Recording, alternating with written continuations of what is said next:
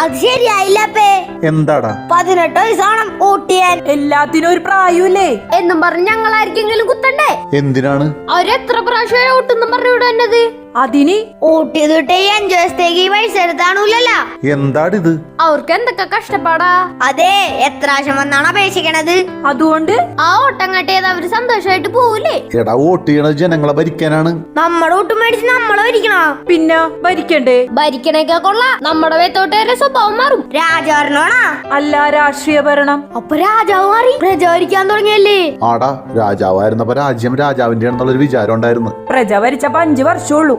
കിട്ടണത് തിന്നണോന്നുള്ള വിചാരമായി. അപ്പൊ ഈ ജനസേവകൻ ജനങ്ങളെ സേവിക്കുന്ന ആൾ. എന്നിട്ടും എന്താ എല്ലാരും വോട്ട് ചെയ്യണേ? എല്ലാ അധികാരങ്ങളും നമുക്കൊന്ന് ചേർന്ന ഒരേ ഒരു ദിവസം. അതിന് എല്ലാത്തിനും ഉത്തരവാദി ഞാനാണല്ലോ അവരെ ജയിപ്പിച്ചുവിട്ടെ എന്ന് പറഞ്ഞ് ആശ്വസിക്കാല്ല.